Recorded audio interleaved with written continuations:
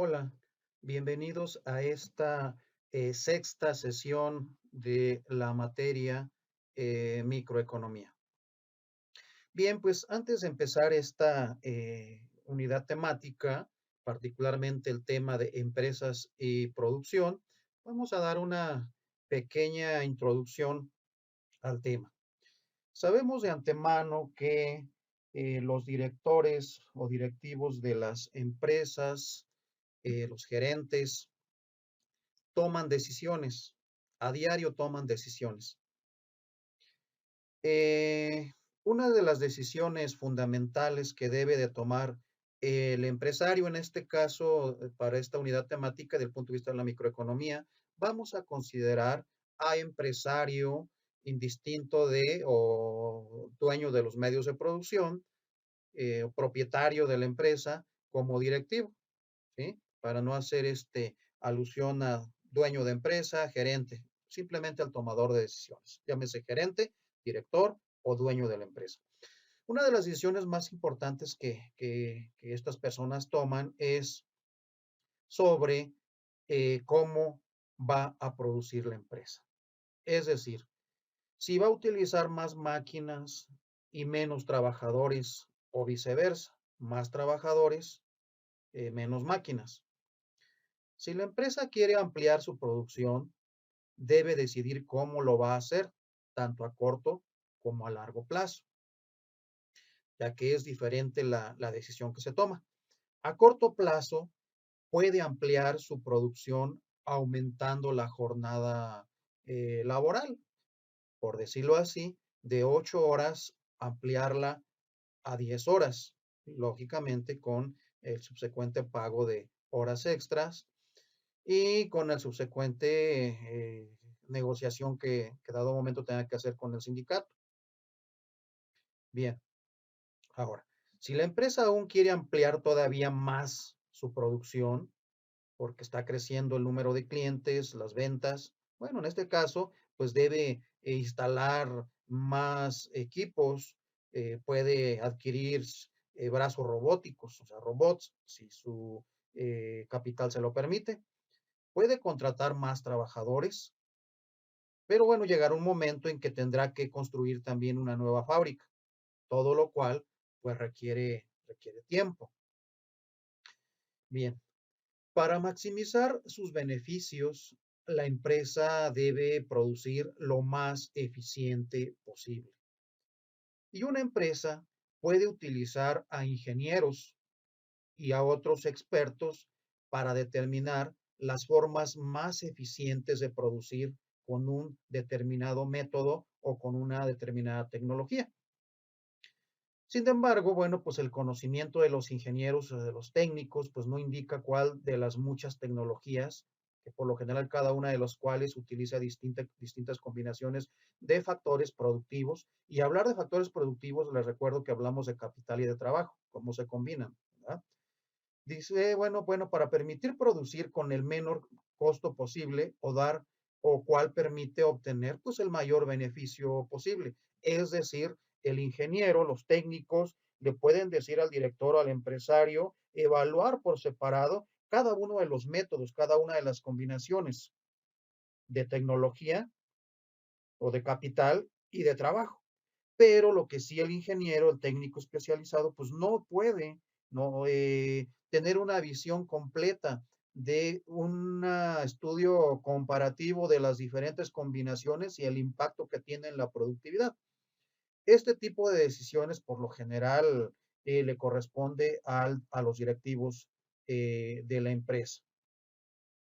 Bien, pues es aquí precisamente donde esta combinación de factores, capital y trabajo, eh, la utilización más eficiente que se pueda realizar de estas combinaciones le corresponde a los directivos y precisamente aquí ya es donde entra en juego lo que ya vimos en otra clase pasada, que se tiene que ver con las funciones de producción.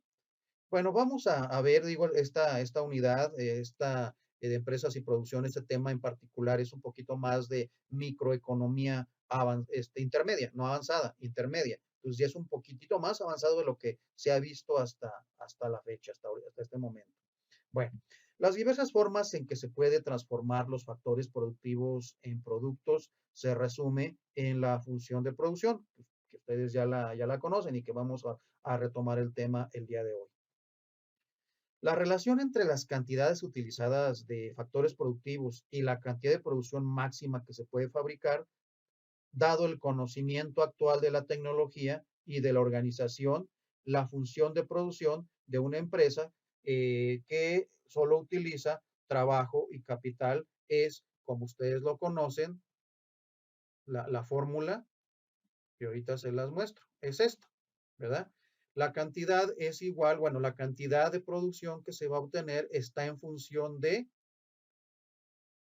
la mano de obra, ¿sí? Que se va a utilizar, o sea, el trabajo, y K, que es las unidades de capital. Entonces, entre esta combinación de unidades de trabajo, de cuántos trabajadores se van a emplear y cuántas unidades de capital, al hablar de unidades de capital, recordemos, podemos hablar del número de herramientas, número de maquinaria o máquinas, número de máquinas de robot, etcétera. No necesariamente al hablar de capital vamos a estar hablando de dinero en efectivo, mucho menos, ¿no? También forma parte del capital, pero bueno, el término capital va mucho más allá. Bien, entonces, esta es una función de producción. La reitero, esto ya lo habíamos visto en clase pasada, creo que ya quedó claro, porque bueno, pues aquí también incluso otro factor de producción consideramos que era también la tierra, ¿no? Pero bueno, pues para este efecto de las funciones de producción en microeconomía, vamos a suponer que el factor tierra, terrenos, por ejemplo, donde se construye la planta, bueno, pues eso está fijo, está dado, ¿sí? Bueno. Vamos a analizar lo que es el tiempo y la variabilidad de los factores productivos. Dice, cuanto más tiempo tiene una empresa para ajustar sus factores productivos, más factores de producción podrá variar. Esto es un tanto lógico, ¿sí? Vamos a suponer que una empresa eh, quiere expandir o quiere incrementar su participación en el mercado. Si es una empresa que tiene participación nada más en Ciudad de México y área metropolitana, esa Ciudad de México y Estado de México, distribuye su producto y quiere ampliar su producción, su distribución, su venta hacia otros estados de la República. En ese caso, para empezar, bueno, pues tiene que ampliar su equipo de reparto, se tiene que variar su capital en cuestión de unidades a comprar camionetas de reparto, por ejemplo. Tiene que ampliar su producción. Si la producción que tiene actualmente no es suficiente para ampliarlo a nivel nacional, tiene que comprar maquinaria, ¿sí? O equipo o robots, ¿sí? Entonces, a corto plazo, pues es difícil que pueda variar la empresa. A corto plazo vamos a hablar cuestión de días, de semanas. Es muy difícil que la empresa pueda adquirir camionetas, maquinaria a corto plazo. Entonces, a corto plazo es muy difícil. Sin embargo, bueno, como lo vimos en la introducción, sí puede incrementar las horas laborales con el consiguiente pago de horas extra. Ahí se puede. Entonces, a eso nos referimos aquí en este párrafo. Dice, en el corto plazo es un periodo de tiempo tan breve que hay al menos un factor de producción que no se puede alterar. Ya lo vimos. No se puede alterar el número de equipo de reparto que tenemos, mucho menos el equipo de maquinaria. Mucho de esta maquinaria es cara. Si no se tiene el capital hay que solicitar financiamiento. Y mucha de esta maquinaria es de importación, se tiene que importar de Alemania, qué sé yo, Estados Unidos, Canadá, Japón, etcétera. A corto plazo es muy difícil, es casi imposible que una empresa pueda incrementar su volumen de producción y variar su capital. Dice, un factor que no se puede alterar a corto plazo es un factor productivo fijo. Ejemplo, ya les mencioné, ¿sí? El factor tecnología, por ejemplo, maquinaria, equipo. Si un factor productivo variable es un factor de producción cuya cantidad puede alterar la empresa fácilmente durante el periodo de tiempo relevante. Por ejemplo, la mano de obra. La mano de obra sí es posible variar. ¿Sí? Contratar más trabajadores es posible, sí, por supuesto. Ampliar la jornada laboral con pagos extras, negociando con el sindicato, por supuesto, es factible, ¿sí? Dice, el largo plazo es un periodo de tiempo suficientemente largo para variar la cantidad de todos los factores. A largo plazo, la empresa puede contratar más trabajadores, puede comprar equipo, puede comprar robots, puede comprar equipo de reparto, o sea, puede hacer muchas cosas en el largo plazo. ¿Sí? Y el largo plazo no nos referimos estrictamente a un tiempo determinado, sino es el estrictamente necesario para que la empresa pueda reaccionar a los cambios, en este caso, cambios en el mercado. Y podemos hablar de medio año, de un año, de 2 años, 3 años. Largo plazo es X número de tiempo que la empresa requiere para alterar sus factores productivos. Hacia largo plazo no hay factores fijos. Todos los factores de producción son factores variables. Producción a corto plazo, un factor variable y un factor fijo. A corto plazo, suponemos que el capital es un factor fijo y que el trabajo es un factor variable. Eso lo acabamos de mencionar, ¿verdad? Dice, la forma que la empresa puede aumentar su producción únicamente si aumenta la cantidad de trabajo utilizado. Entonces, a corto plazo, la única forma que tiene la empresa de ampliar, de aumentar su producción es incrementar el trabajo. ¿Sí? A corto plazo, la función de producción de la empresa es Q es igual a F de L, X bar, donde Q es la cantidad de producción, L son los trabajadores y K barra es el número fijo de unidades de capital. O sea, la producción está en función de cómo se combinen estos factores de producción. Productividad marginal del trabajo. Aquí productividad marginal del trabajo dice, antes de decidir si se debe contratar a un trabajador adicional, bueno, hago este énfasis, marginal significa último. O sea, en este caso, último es el último trabajador que se está contratando. Dice, antes de decidir si se debe contratar a un trabajador adicional, el directivo querrá saber en cuánto aumentará la productividad. Delta Q, recordemos que delta significa cambio, entonces cambio de producción, ¿sí? Gracias a este trabajador adicional, delta L es igual a 1, o sea, se incrementa un trabajador. Es decir, el directivo requiere saber cuál es la productividad marginal del trabajador.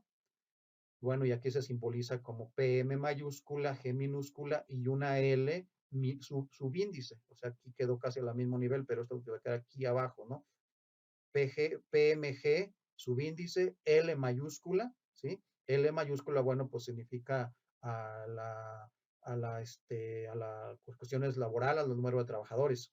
Dice, la variación de la producción total debido a la utilización de una unidad adicional de trabajo, manteniendo constante los demás factores, capital.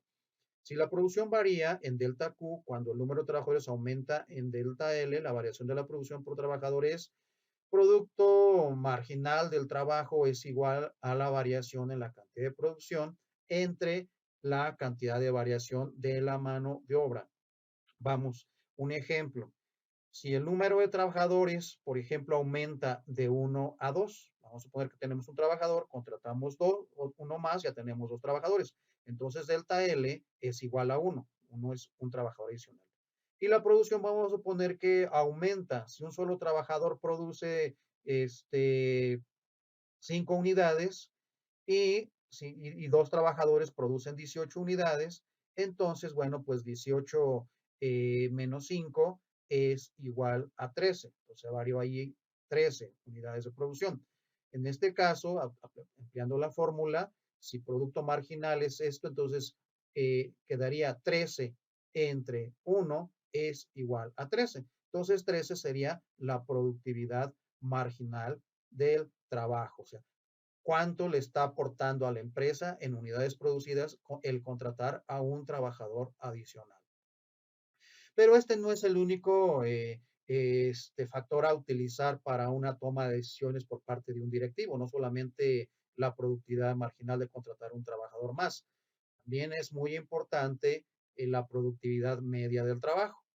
¿Y qué es la productividad media del trabajo? Es algo que nos suele a veces sorprender, pero hay veces que el sentido común, pues si no se calcula, podríamos tomar una decisión errónea como administradores, como directivos.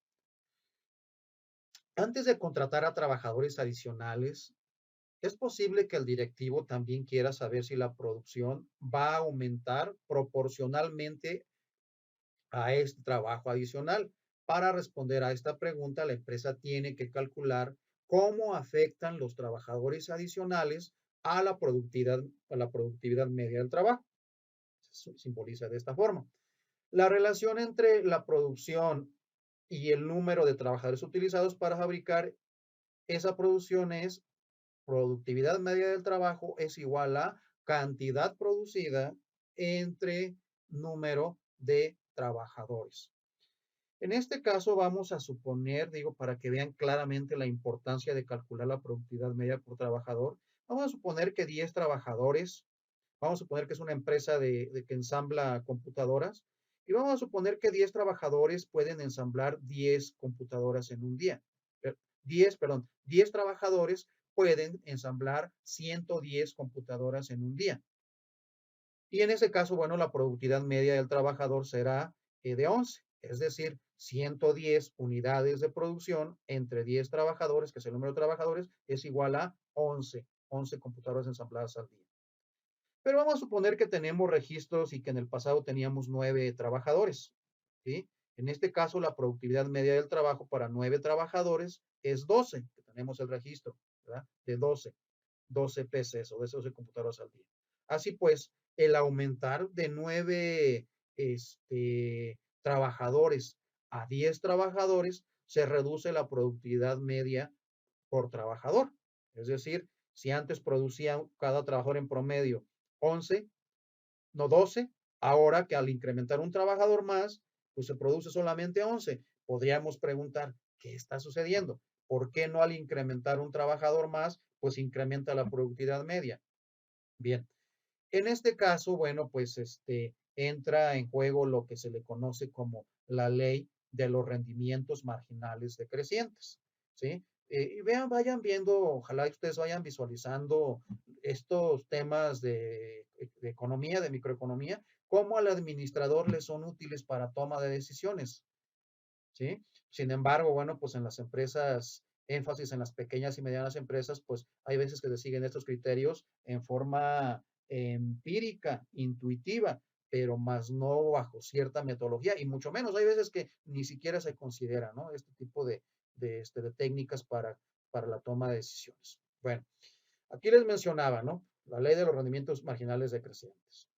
La ley de los rendimientos marginales decrecientes o producto marginal decreciente, también se le llama así, afirma que si una empresa sigue aumentando la utilización de un factor de producción, manteniendo constantes todos los demás factores productivos y la tecnología, los correspondientes aumentos de la producción serán cada vez más pequeños. Bien importante esto, ¿sí? Ojalá y esto se acuerden siempre, y esto es uno de los temas, creo yo, más importantes de esta clase en particular, ¿sí? Porque esto a mí me ha tocado verlo en la práctica. Empresas que por una afán desmedido de crecer, de incrementar sus ventas, no toman en cuenta esta ley de los rendimientos marginales decrecientes. Me ha tocado, ¿sí? En una empresa en particular que recuerdo que tenía 6 unidades de reparto, era una pequeña empresa, ¿verdad?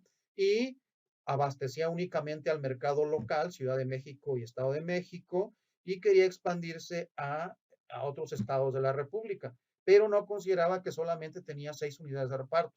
Al mantener constante las unidades de reparto en 6 e incrementar su nivel de distribución, lógicamente afectó enormemente a pues su distribución en la zona metropolitana y finalmente el nivel de servicio decayó tanto a nivel foráneo, a los clientes que captó a nivel foráneo, porque distraía unidades de reparto aquí en la Ciudad de México, clientes que ya eran cautivos y que ya requerían servicio, distrajo las unidades para enviarlas al interior de la República. Lógicamente, al final, pues perdió clientes aquí en el área metropolitana por mal servicio y los clientes de fuera, pues eran mucho más caros, ¿sí? En gastar en gasolina, porque era, bueno, pues estados como Veracruz, el enviar a una persona que se quedara en un hotel, porque, bueno, pues allá tenía que estar un tiempo repartiendo. Todo eso eran costos, que ya vimos también la clase de costos, ¿verdad? Todos eran costos y afectó enormemente el mercado. Entonces, ¿por qué las empresas ignoran la ley de los rendimientos marginales decrecientes? Porque generalmente quien maneja estas empresas son sus propietarios. Hay veces que desconocen, o no hay veces, por lo general desconocen este tipo de conocimientos microeconómicos que cuando somos estudiantes a veces desdeñamos. Decimos, ¿y eso de qué me puede servir a mí? Bueno, por supuesto, visualice si ustedes a largo plazo terminan su carrera profesional, están ocupando un puesto de responsabilidad, llámese gerentes financieros, llámese gerentes de mercadotecnia, directivos. Entonces, este tipo de conocimiento les va a ser de mucha utilidad para que ustedes tomen decisiones mucho más conscientes, más objetivas y más informadas. Bien, continuamos. Es decir, si solo se aumenta la utilización de un factor productivo, la productividad de ese factor terminará disminuyendo. Entonces, es por eso que aquí en la diapositiva pasada vimos que en la productividad media del trabajador pues disminuyó, ¿verdad? Disminuyó la productividad media del trabajo, ¿sí? Entonces, esto además de otras cuestiones, ¿no? Ya más prácticas que, por ejemplo, si el área de trabajo es muy pequeña y no se puede maniobrar, entonces más trabajadores, lejos de crear sinergia y producir más, pues uno al otro se estorba, hay cierta interferencia entre ellos y para que termine la actividad uno tiene que, para que inicie la actividad de un trabajador tiene que terminar otro, pero no hay libertad de movimiento, de maniobrar. Entonces son varios factores que se deben considerar, ¿no? Bueno, avancemos entonces. Producción a largo plazo, dos factores variables. A largo plazo, tanto el trabajo como el capital son variables. Cuando los dos factores son variables, la empresa suele producir una determinada cantidad de producto utilizando una gran cantidad de trabajo y muy poco capital, o una gran cantidad de capital y muy poco trabajo, o cantidades equilibradas de ambos factores. O sea, es más flexible las tomas de decisiones a largo plazo que a corto plazo. ¿Sí? Y la empresa puede sustituir un factor por otro mientras sigue produciendo la misma cantidad de producto final. Esto es bien importante. Más adelante aquí en esta misma presentación lo vamos a analizar. La empresa puede sustituir un factor por otro mientras sigue produciendo la misma cantidad de producto final. De la misma manera que un consumidor puede mantener un determinado nivel de utilidad sustituyendo un bien por otro. A fin de cuentas, ambas caras son ambas caras de la misma moneda. Por un lado vimos ya la teoría del consumidor y por otro lado vimos la teoría del productor, que son ambas caras de la misma moneda. ¿Sí? Bien. Producción obtenida con dos factores variables. Muy importante que aquí vean ustedes, vean aquí la combinación. Aquí son 6 trabajadores. Un trabajador, 2, 3, 4, 5, 6 trabajadores. Y unidades de capital, 1, 2, 3, 4, 5, 6 unidades de capital. Aquí, bueno, trabajo es más sencillo visualizarlo. Un trabajador, dos trabajadores, tres trabajadores, cuatro trabajadores, cinco trabajadores, seis trabajadores. Aquí unidades de capital podríamos considerarlo como equipo. Un equipo, ¿sí? O una herramienta, una maquinaria, dos equipos, tres equipos, cuatro equipos, cinco equipos, seis equipos, o una herramienta, dos herramientas, tres herramientas, etcétera, etcétera. ¿Cuánto se produce combinando un, un trabajador y una unidad de capital? Un trabajador y una herramienta, ¿sí? Seis trabajadores y una herramienta, o una unidad de capital, como quieran llamar, ¿sí? Vean aquí, porque esto lo vamos a retomar más adelante, visualícenlo, por favor. Véanlo aquí, como estos son niveles de producción, ¿sí? Diferentes combinaciones de unidades de trabajo, o sea, trabajadores, número de trabajadores, con unidades de capital, diferentes combinaciones producen diferentes niveles de producción. Estos son niveles de producción.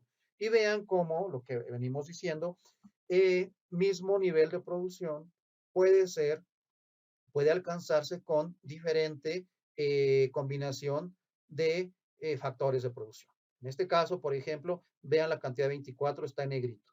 Entonces, aquí se alcanza el nivel de producción de 24 combinando un trabajador con 6 unidades de capital. Vamos a suponer 6 equipos o 6 herramientas. O sea, aquí lo que podemos deducir es de que la empresa utiliza mucho capital y poca mano de obra. ¿Sí? Es bien importante que lo vayan viendo porque para ya no regresarnos ahorita que avancemos. ¿Sí? Visualícenlo bien. ¿Sí? De todos modos, ya ustedes en el video que vean grabado, bueno, pues ustedes van a moverlo, subirlo y bajarlo. Lo que me interesa es que visualicen para que ahorita me vayan entendiendo de favor. ¿Sí? Aquí, dos trabajadores, ¿sí? Pueden producir las mismas 24 unidades de producción, 24 celulares, 24 cuadernos, pongan lo que ustedes quieran, ¿sí? Aquí, con 3 unidades de capital. ¿Se dan cuenta? Aumentó de un trabajador, aumentó a 2, aumentó un trabajador, ¿sí? Y disminuyó la unidad de capital a 3. En este, 3 trabajadores, nada más con 2 herramientas o con 2 unidades de capital, equipo, 2 millones de pesos, 200 pesos, lo que ustedes quieran poner a unidad de capital, ¿sí? Son 24. ¿Sí? Aquí con esta combinación no se logra la misma cantidad de producción con estas dos, con 4 trabajadores, 5 trabajadores, no se logra esta misma cantidad de producción. Pero si empleamos 6 trabajadores, ¿sí? Con una sola unidad de capital, o sea, esto significa que esta empresa utiliza, este gerente o este dueño de empresa prefirió que los trabajadores hicieran manualmente las cosas, está pagando a 6 trabajadores, ¿sí? Con una sola unidad de capital, una sola máquina. Aquí, seguro, bueno, quiero pensar que en este caso hipotético, la empresa pues hizo la evaluación cuánto le cuesta pagar a 6 trabajadores sus prestaciones sociales, que aproximadamente son un 25, 35% de su sueldo, son las prestaciones sociales como el IMSS, ¿verdad? Aquí, entonces, ¿cuánto gasta en sueldos, ¿verdad? En salarios, en este caso, cuánto gasta en salarios de 6 trabajadores y si puede comprar mejor herramientas y desplazarse a estos niveles de producción, ¿no? A estos, ¿no? Con una combinación de capital y trabajo. Entonces, esto utiliza mucha mano de obra y poco capital. Entonces, eso es a lo que se le conoce como la función de producción. Y bueno, pues también adicionalmente podemos decir que pues, la función de producción pues solo muestra la cantidad máxima de producto que se puede fabricar con determinados niveles de trabajo y capital. Sí, porque la función de producción solo involucra los factores de producción eficientes. Es decir, una función de producción del punto de vista económico, microeconómico, ¿verdad? Determina pues solamente la producción eficiente. Se entiende o se sobreentiende que las empresas pues no van a contratar recursos adicionales en una empresa ineficiente. Por ejemplo, si un trabajador puede producir determinada cantidad de producto, no va a producir, no, la empresa racional, maximizadora de beneficios, no va a contratar un trabajador más para producir el mismo nivel de producción. En ese caso no tiene, ahora sí que la redundancia, no tiene caso contratar a una persona más. Bueno, esa es una empresa productiva. En una empresa del Estado, pues hay veces que es diferente. Las empresas se caracterizan por ser empresas no eficientes. Simplemente si hay una buena relación con el gerente o es familiar del gerente o de un político, pues contratan un trabajo adicional, aunque la producción se mantenga en el mismo nivel. Pero esa es otra historia. Nosotros estudiamos las empresas lucrativas. Nosotros como administradores privados, que se nos conoce la administración privada, la administración de empresas, porque recordemos que hay administración de empresas y hay administración pública. La administración de empresas, ¿sí? Generalmente se enfoca a administración de empresas privadas. Administración pública es otra cosa. Administración de empresas de participación estatal, empresas estatales, etcétera, etcétera. Entonces, siempre la función de producción se considera desde el punto de vista eficiente del tomador de decisiones racional, maximizador de beneficios. Entonces, espero que, bueno, pues haya quedado claro esto, ¿verdad? La diferente combinación, porque vamos a ver más adelante. ¿Sí? Aquí se los explica. Lo que les acabo de mencionar aquí les explica, ¿sí? Sin caso de que no haya quedado claro a alguno de ustedes, lo que expliqué acá, bueno, aquí se lo explican también con palabras, tal cual como se los acabo de decir aquí bien. Entonces ya para no hacerlo mucho este, reiterativo en este caso, ¿sí? ¿Y son cuántas? Es otro tema. Dice, estas 4 combinaciones de trabajo y capital se denomina A, B, C y D en la curva Q es igual a 24.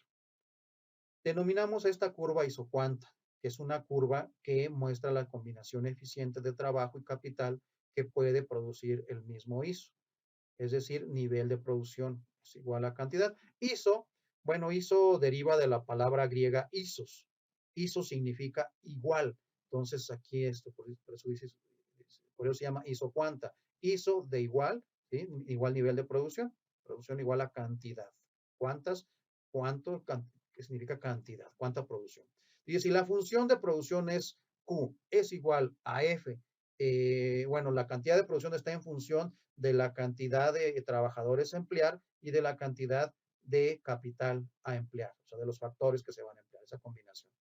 Entonces, la ecuación de una isocuanta en que se mantiene constante la producción es Q barra, ¿verdad?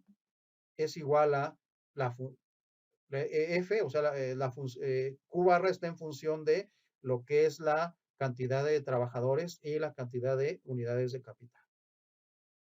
Y aquí vamos, estas son las gráficas de las isocuanta, ¿sí? Si se dan cuenta aquí, esta que venimos aquí determinando, ¿sí? Bueno, para empezar vamos a analizar aquí unidades de capital, K unidades de capital y L trabajadores al día. Este rato vimos la combinación que les dije que pusieran mucha atención, un trabajador, dos trabajadores, tres trabajadores, seis trabajadores, ¿sí? Que son los que producen, ¿sí? Esta cantidad, ¿sí? La de Q es igual a 24 unidades, los que puse negrito acá en la tabla. Aquí empezamos a graficar, ¿sí? Si aquí, como dice aquí, dice, si la empresa mantiene constante el capital en 2 e incrementa el trabajo en 1, punto E, ¿sí? Entonces, trabajador es un trabajador y mantiene el capital en 2. Entonces, aquí ponemos un puntito, trazamos la gráfica, ¿sí? Como con pendiente negativa, ¿sí? De esta forma. Y la otra, bueno, por debajo de la isocuanta. Lo que primero graficamos es lo que nos interesa, lo que ya vimos en la tablita. ¿De dónde salen estos datos? De la tablita que vimos anteriormente. Si ustedes ven la tablita y ven la cantidad igual a 24, todo lo que puse en negrito, simplemente hacen la combinación de cuántos trabajadores y cuántas unidades de capital. ¿Sí? ¿Cuántos trabajadores? Un trabajador, 6 unidades de capital. Dos trabajadores, 3 unidades de capital. Tres trabajadores, 2 unidades de capital. ¿Sí? Unen los puntitos y, y se va a crear una gráfica de esta forma, al unir los puntos. Y Q es igual a 24, o sea, Q es la cantidad de producción, o sea, el nivel de producción igual a 24, ¿sí? Que fue lo que puse negrito en la tabla anterior. Aquí, bueno, consideramos en este caso en este texto que considera una punto por abajo de la isocuanta Q igual a 24, que es esta, es 1, y una por arriba. ¿Sí? Y ahorita vamos a ver por qué se considera esto. A estas gráficas, entonces, se les conoce con el nombre de isocuanta y se refiere, pues, a la combinación en pocas palabras, las isocuantas muestran, pues, niveles de producción combinando los distintos niveles de los factores productivos. Entonces, esa es una isocuanta. Bueno, avancemos. Una isocuanta muestra la flexibilidad de que dispone una empresa para producir determinado nivel de producto. La figura anterior muestra 3 isocuantas correspondientes a 3 niveles de producción, ¿sí? Lo que ya les expliqué cuando estábamos viendo la gráfica. Propiedades de las isocuantas. Hay 3 propiedades de las isocuantas. Una de ellas es, las isocuantas tienen aproximadamente las mismas propiedades que las curvas de indiferencia. Vamos a ver en otro video, posteriormente a este, lo que son las curvas de indiferencia. Lo vamos a ver como un tema adicional, ¿sí? Porque me interesa mucho al mencionarles este punto de vista. Nada más que, bueno, pues las isocuantas tienen que ver con la teoría del productor y las curvas de indiferencia tienen que ver con la teoría del consumidor. Y en ambas hay un enorme parecido, ¿sí? Por eso lo vamos a ver en otro video. Aunque no es tema principal, no es tema que corresponde a este tema que vemos hoy, pero a mí me interesa mucho que vean, que liguen una cosa con otra, porque a fin de cuentas, como les dije hace un momento, teoría del productor y teoría del consumidor son ambas caras de la misma moneda, nada más que con una del productor y otra del consumidor. La principal diferencia entre una isocuanta y una curva de indiferencia es que la isocuanta mantiene constante la utilidad, ¿sí? Entonces, ahorita, bueno, pues hasta aquí le vamos a dejar y vamos en otra entrega de otro video, vamos a analizar un poquito más, bueno, lo que es las curvas de indiferencia, para que, bueno, pues lo relacionen con las curvas de isocuanta. Bueno, pues Hasta aquí, pues muchas gracias y bueno, pues nos vemos en el próximo video.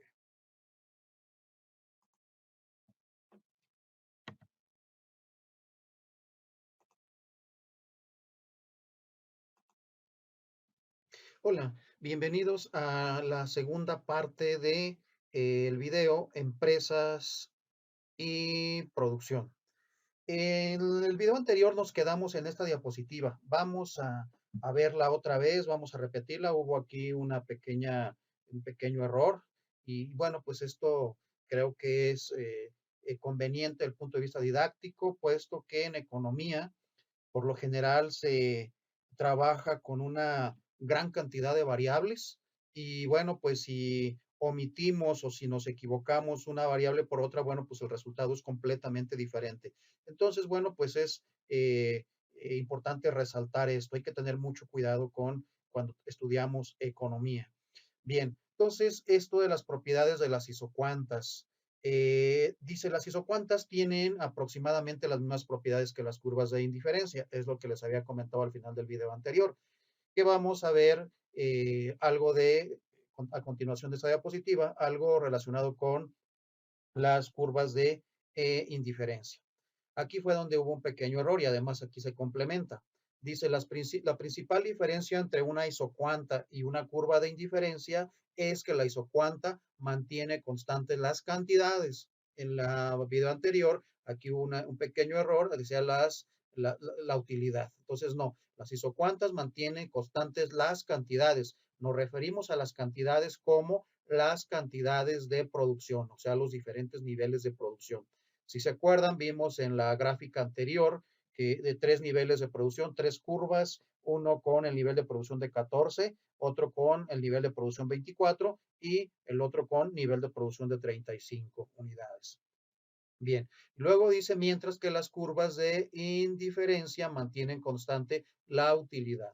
Por un lado, cantidades, y aquí nos referimos a cantidades de producción, y con utilidad, ahorita lo vamos a ver en curvas de indiferencia, nos referimos a los gustos y las preferencias de los consumidores individuales. Si se dan cuenta, bueno, pues las decisiones que toma un consumidor lo toma en razón de sus preferencias, va a comprar un producto o un servicio dependiendo de la utilidad que le reporta. O sea, en otras palabras, dependiendo de sus preferencias. Y el, el productor va a tomar decisiones en razón de la cantidad de factores que va a utilizar, tanto de mano de obra como de capital. Si se dan cuenta, otra vez coincidimos en que son ambas caras de la misma moneda.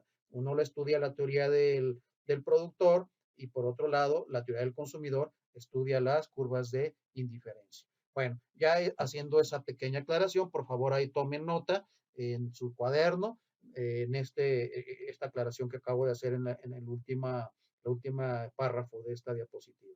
Bien, ¿y cuáles son las propiedades de las isocuantas? Tienen ciertas propiedades. Hay tres principales propiedades de las isocuantas. La mayoría de estas propiedades se derivan de que las empresas producen de manera eficiente. Las tres se refieren a que las empresas producen de manera eficiente. Ya hace un momento mencionamos la diferencia entre una empresa del sector público y una empresa del sector privado. Una empresa del sector público, por lo general, tiene que ver con la satisfacción de necesidades del público, tiene que ver con aspectos sociales, un servicio social, por decirlo así, a la comunidad, en cierta forma, y una empresa privada pues persigue por lo general fines de lucro, beneficios. Bueno, la primera propiedad es cuanto más alejada esté la isocuanta del origen, mayor será el nivel de producción. Bueno, lo vimos en la gráfica anterior donde vimos las curvas de indiferencia, tres curvas de indiferencia. La primera que estaba más pegada al origen eh, eh, era un nivel de producción de 14. La que estaba en medio, que era la que más analizamos porque vimos cómo se producía 24 unidades con diferente combinación de recursos, la que estaba en medio. Y la última, que estaba más alejada del origen, era un nivel de producción de 35 unidades. Bien. Las siguientes, las isocuantas no se cortan.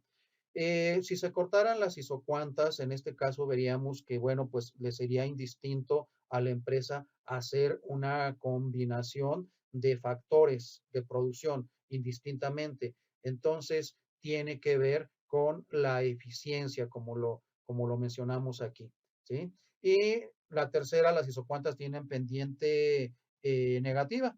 Digo, porque pues las isocuantas solo muestran, como lo comentamos acá, la producción eficiente. Una pendiente positiva en caso de que no existe en la vida real y nunca va a existir una isocuanta con pendiente positiva, porque en ese caso mostraría la misma cantidad de producción y se podría realizar esa cantidad de producción con relativamente pocos factores o con relativamente muchos factores de producción. Entonces, al emplear relativamente muchos factores de producción, la empresa estaría trabajando de forma ineficiente, ¿sí? Entonces, es por eso que estas son tres propiedades aplicadas a las isocuantas. Bien. Y ahora sí, bueno, pues curvas de indiferencia. Tema adicional solo como referencia, no pertenece a este tema en particular de empresas y producción, porque al hablar de empresas y producción lo estamos hablando del punto de vista de teoría del productor. Entonces, esto de curvas de indiferencias ya pertenecen a la teoría del consumidor. Entonces, realmente hago esta aclaración para que no mezclemos. Simplemente lo coloco aquí para hacer referencia y que para que vean ustedes cómo hay una similitud con las curvas de las isocuantas. Pero bueno, pues también para efectos de su examen, pues vamos a incluir este tema, que es un tema muy importante para los administradores de empresas. Bueno, ¿qué son las curvas de indiferencia? Las preferencias de los consumidores pueden representarse de modo gráfico, como curvas de indiferencia. La curva de indiferencia de un consumidor muestra las combinaciones de bienes que considera le proporcionan la misma utilidad. Bueno, hablemos un poquito de utilidad. Utilidad, en el siglo XIX, un filósofo llamado Jeremy Bentham. Este filósofo, bueno, pues quiso eh, tomar medida de la utilidad. Y la utilidad, hablamos de utilidad desde el punto de vista microeconómico, que es la preferencia que tienen los consumidores hacia ciertos satisfactores de sus necesidades. Entonces, bueno, pues estos en este tipo de medición que quiso aplicar este filósofo, Jeremy Bentham, se le llama utilidad cardinal, ¿sí? ¿Por qué? Porque, bueno, Jeremy Bentham fue el padre del utilitarismo, que es una escuela económica, un enfoque económico. Entonces, bueno, pues se le llama utilidad cardinal porque en realidad él quería someter a cuantificación, cuantificar los gustos y preferencias de los consumidores, asignarles un valor de forma objetiva. Otros economistas objetaron y dijeron, no, la utilidad no es cardinal, o sea, no se puede medir, la utilidad es ordinal. Utilidad ordinal significa que la utilidad es subjetiva y es relativa de un individuo a otro. Entonces se le denominó utilidad ordinal. Entonces, depende de las preferencias de cada consumidor, o sea, es difícil o imposible medirlas, ¿no? Es lo que objetaban los economistas que pugnaban por la utilidad ordinal. Entonces, bueno, pues aquí en estas gráficas vamos a ver ahorita la tabla, cómo las personas indistintamente tienen un presupuesto para satisfacer sus múltiples necesidades. Ejemplo, si ustedes van a trabajar y tienen bueno, vámonos directamente al ejemplo, ¿no? Vamos a ver este ejemplo que aquí les copio. Vamos a ponernos en un caso de ustedes. Si ustedes van a trabajar o van a la universidad, van a la escuela y vamos a aplicar el ejemplo tal cual como lo dice aquí y tienen una restricción presupuestaria. Sus necesidades de alimento requiere que pues satisfagan con diferentes bienes o diferentes productos su hambre, su deseo de comer, ¿no? Entonces, ustedes disponen de 15 pesos. Esa es su restricción, es su presupuesto, que actúa como una restricción presupuestal, como dice aquí. Entonces, no pueden gastar más allá de 15 pesos porque es lo único que traen en el bolsillo. Y ustedes tienen estas opciones. El precio de los tacos es 6 pesos por taco y el precio de las quesadillas es 3 pesos por quesadilla.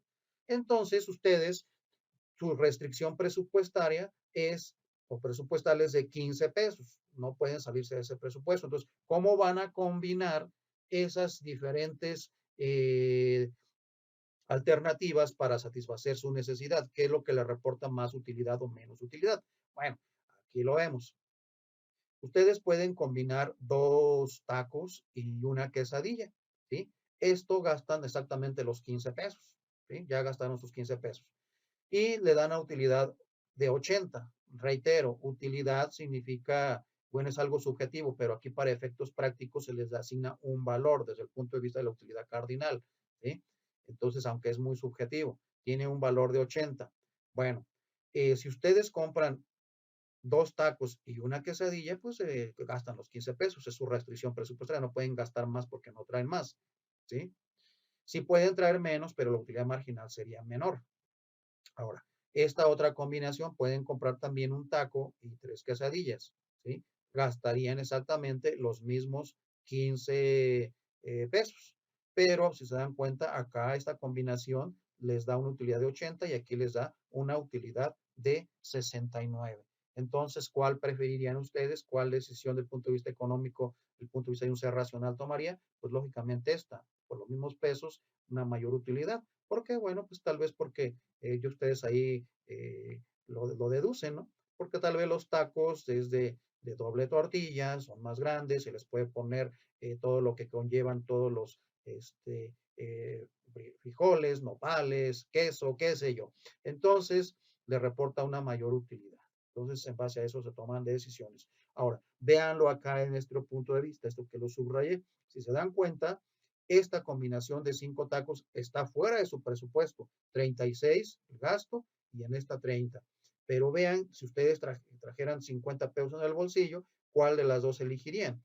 Esta combinación de 5 tacos y 2 quesadillas les reporta una utilidad de 101 y gastarían 36 pesos. Esta otra opción, en la cual combinan 3 tacos y 4 quesadillas, les reporta la misma utilidad, o sea, quedarían igual de llenitos, pues vaya de satisfechos, ¿sí? Pero en esta gastarían 36 pesos y en esta otra gastarían 30 pesos. ¿Cuál elegirían ustedes? ¿Sí? Pues yo creo que lo más seguro es que elegirían pues la más económica, la de 30 pesos, ¿sí? Y vean esta otra también de acá, 39 pesos. ¿Sí? Gastarían la misma cantidad, 39 pesos, que esta misma de acá, 39 pesos, pero una les reporta una utilidad de 107 y la otra de 105. ¿Cuál combinación elegirían? Pues esta de acá, ¿verdad? Entonces todo esto se puede graficar, ¿verdad? Y pues es lo que si grafican ustedes, pues terminarían con una curvas de indiferencia como de este tipo, donde está combinando lo que son los tacos con el número de tacos con el número de quesadillas. Y por lo general, las curvas de indiferencia, si se dan cuenta, pues son similares a las curvas de isocuanta.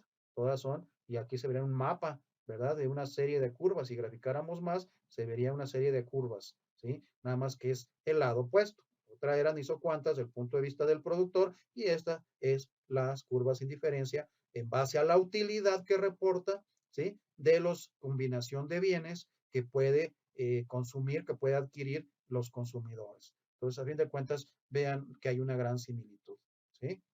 Y aquí, bueno, pues él dice, la figura anterior muestra un mapa de curvas de indiferencia para quesadillas y tacos, es decir, un conjunto de curvas de indiferencia. Se puede considerar que la combinación de 4 quesadillas y 3 tacos proporcionan al consumidor la misma utilidad que 2 quesadillas y 5 tacos. Por tanto, será indiferente ante estas dos combinaciones de bienes y por consiguiente, estas se encontrarán en la misma curva de indiferencia que U1 en la gráfica que acabamos de ver. También se puede verificar que la combinación del punto C corresponde a 3 quesadillas y 5 tacos. Le proporciona una mayor utilidad y por tanto se ubica en alguna curva de indiferencias a la derecha de la curva original, cuyas combinaciones proporcionan mayor utilidad que la curva 1. En general, las combinaciones ubicadas en curvas de indiferencia más alejadas del origen son preferidas en relación a las que se encuentran más cercanas. Si se dan cuenta, también hay una gran similitud con el mapa de las curvas de isocuantas porque el mapa de curvas isocuantas, de acuerdo a la propiedad que vimos, es entre más alejados estén, mayor es el nivel de producción. Y aquí las curvas de indiferencia, entre mayores estén alejados del origen, bueno, pues reportan eh, eh, como lo menciona aquí, ¿verdad? Son preferidas en relación a las que se encuentran más cercanas, o sea, dan una mayor utilidad a los consumidores. Muy bien. Eh, Continuamos con curvas de indiferencia. La restricción presupuestal muestra en un mapa de curvas de indiferencia las combinaciones de los bienes que pueden adquirirse a precios dados con una cantidad específica de ingreso. Bueno, aquí en el punto de vista gráfico, el mapa de las curvas de indiferencia, pues como su nombre lo indica, si ustedes grafican las tablas anteriores, bueno, van a terminar con una serie de curvas de indiferencia y hay una restricción presupuestaria. En este caso son los 15 pesos que trae nuestro consumidor. ¿Sí? No puede consumir este nivel porque está fuera de su alcance, pero esto sí lo puede consumir. Y esto, bueno, pues son los 15 pesos, precisamente su restricción presupuestaria. Este punto que está aquí, ¿no? Es el que cubre sus necesidades y aparte, pues se adapta a su presupuesto. En la gráfica anterior se observa una restricción presupuestal en forma lineal. La pendiente de esta línea es la relación de precios dada por el valor negativo del precio de las quesadillas, dividido entre el precio del costo de los tacos. O sea, aquí está la pequeña formulita. O sea, la pendiente de la línea de presupuesto es negativa debido a que al moverse del eje vertical a horizontal, las cantidades adquiridas de quesadillas disminuyen y las de los tacos aumentan. Bueno, pues es muy simple esta explicación. Luego dice, bueno, la sustitución de factores productivos. La pendiente de una isocuanta, bueno, volvemos a las isocuantas, muestra la capacidad de una empresa pues, para sustituir un factor por otro mantenido constante la producción. La siguiente figura ilustra esta situación para una imprenta que utiliza trabajo y capital para imprimir su producción Q. La isocuanta muestra diversas combinaciones de trabajo y capital que puede utilizar la empresa para fabricar 10 unidades de producto. Ya lo vimos. Bueno, aquí se dan cuenta, aquí es 18, simplemente 39 menos 21, ¿sí? Esta es la diferencia en cuestión de el movimiento en cuestión de capital y en cuestión de recursos laborales o trabajadores empleados es aquí es 2 menos 3, bueno, 3 menos 2 sería 1. Entonces aquí se dan cuenta, la sustitución de factores productivos es que podemos sustituir los diferentes factores productivos logrando el mismo nivel de producción y esta sustitución de factores tiene que ver con los precios. Si un precio de un factor sube, por ejemplo, herramienta, pues lo puedo sustituir con mano de obra o viceversa. Entonces a eso se le llama la sustitución de factores de producción. Muy bien. Bueno, pues hasta aquí es todo del segundo video con el título Empresas y Producción. Bueno, pues gracias y nos vemos el domingo en la clase en línea. Hasta luego.